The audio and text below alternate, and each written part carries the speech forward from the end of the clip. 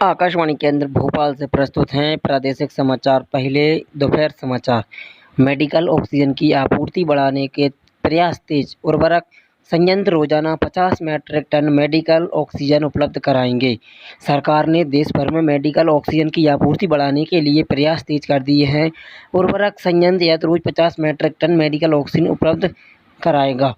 केंद्र सरकार ने बताया कि आने वाले दिनों में उर्वरक संयंत्रों से प्रतिदिन के आधार पर 50 मैट्रिक टन चिकित्सा ऑक्सीजन उपलब्ध कराई जाएगी। इससे देश में अस्पतालों में चिकित्सा ऑक्सीजन की कमी दूर करने में मदद मिलेगी। रासायनिक और उर्वरक मंत्रालय ने बताया कि भारतीय कृषक उर्वरक सहकारी संघ गुजरात के कलोल में 200 घन मीटर प्रति घंटा की क्षमता वाला ऑक्सीजन उपलब्ध संयंत्र लगा रहा है। संयंत्र की कुल क्षमता 33,000 घन मीटर प्रतिदिन की होगी। मंत्रालय ने कहा कि गुजरात नर्मदा घाटी उर्वरक और रसायन ने भी तरल ऑक्सीजन का उत्पादन शुरू कर दिया है। अन्य उर्वरक कंपनियों भी अस्पतालों में चिकित्सा ऑक्सीजन संयंत्र स्थापित करेगी। ये निर्णय रसायन और उर्वरक राज्य मंत्री मनसुख लाल मांडविया की अध्यक्षता में एक बैठक में लिया गया है। श्री मांडविया ने उर्वरक कंपनियों को ऑक्सीजन उत्पादन क्षमता बढ़ाकर अस्पतालों में चिकित्सा ऑक्सीजन की आपूर्ति वृद्धि करने के लिए कहा। केंद्र सरकार ने 10 मैट्रिक टन और 20 मैट्रिक टन क्षमता के 20 क्रायोजेनिक टैंकर आयात किए हैं। देश में ऑक्सीजन टैंकरों की कमी दूर करने के लिए उन्हें विभिन्न राज्यों को आवंटित कर दिया गया है।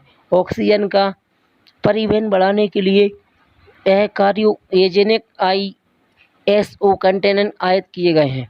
सड़क परिवहन और राजमार्ग मंत्रालय ने उद्योग और आंतरिक व्यापार संबंधित विभाग से परामर्श के बाद उन्हें मध्य प्रदेश, उत्तर प्रदेश, राजस्थान, दिल्ली और गुजरात के आपूर्तिकर्ता को आवंटित किया है। ब्रिटेन से चिकित्सा सहायता की पहली खेप कल भारत पहुंची। विदेश मंत्रालय ने कहा कि इस खेप में 100 वॉलंटियर और 95 ऑक्सीजन कंसंट्रेटर शामिल हैं। अमेरिका, फ्रांस, जर्मनी, इजराइल और यूरोपीय संघ सहित कई राष्ट्रों ने कोविड महामारी से निपटने के लिए भारत को सहायता का वादा किया है। इन देशों ने कहा कि भारत को ऑक्सीजन, नैदानिक परीक्षण, वेंटिलेटर और सुरक्षा कवच उपलब्ध कराएंगे।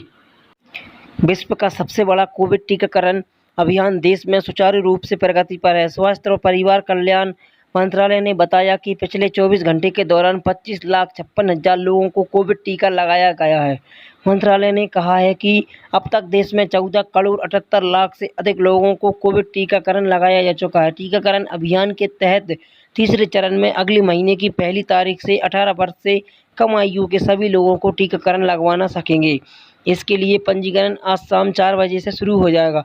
पंजीकरण Covid portal, Aarogya Setu app पर और उमंग ऐप पर कराया जा सकता है। देश में आज का कोरोना संक्रमित लोगों को रिकॉर्ड रिकवरी संख्या में वृद्धि की गई है। कोविड में मरने वालों की संख्या आज सर्वाधिक रही। स्वास्थ्य मंत्रालय ने बताया कि पिछले 24 घंटे के दौरान 3,08,000 से अधिक नए कोविड रोगियों की पुष्टि हुई। भारत में कोविड महामारी की शुरुआत अब तक सबसे यह दिन सर्वाधिक संख्या वाला रहा है। इस समय देश में 29,78,000 कोविड रोगियों का उपचार चला है। कुल संक्रमित रोगियों का 16.55% कोविड से स्वस्थ होने वालों की दर 82.33% रह